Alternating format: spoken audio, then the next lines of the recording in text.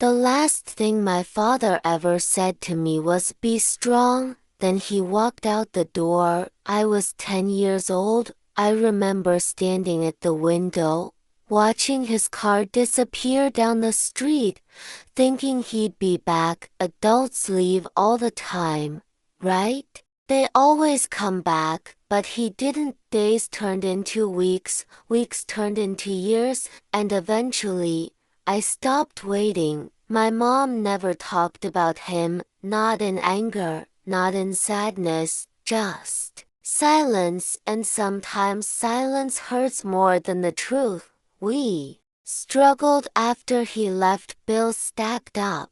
The house got quieter. My mom worked longer hours, and I grew up faster than I should have. Every school event, every birthday, every graduation, there was an empty seat where my father should have been. I told myself I didn't care, but deep down, I did. 25 years passed.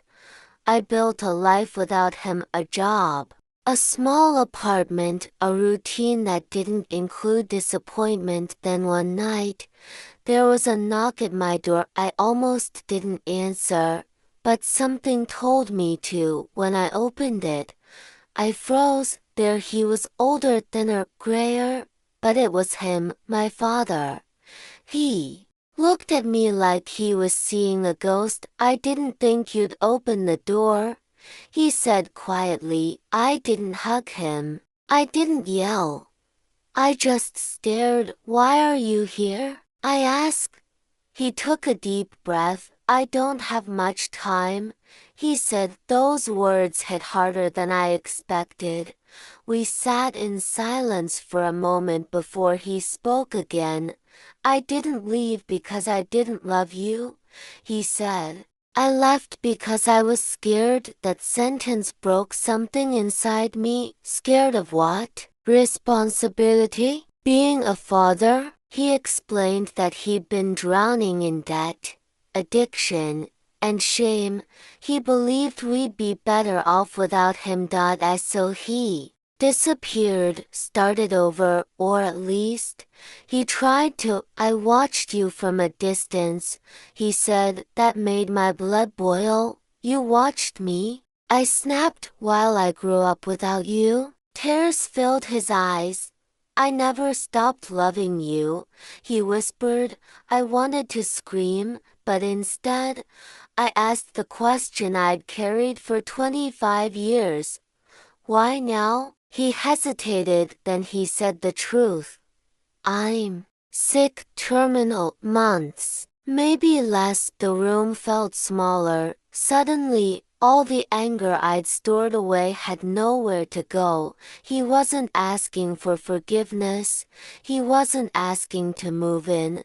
He just wanted to talk. Before it was too late, we talked for hours about his mistakes, about my life, about everything we never got to say. He apologized more times than I could count, not with excuses, with regret. When he left that night, I didn't know if I'd see him again, but a week later, he called. Then again the week after. Slowly, he became part of my life, not as a father, but as a man trying to make peace. 3 months later, I got another knock. This time, it wasn't him. It was a nurse. He'd passed away that morning. I thought I'd feel relief, but instead, I felt something unexpected.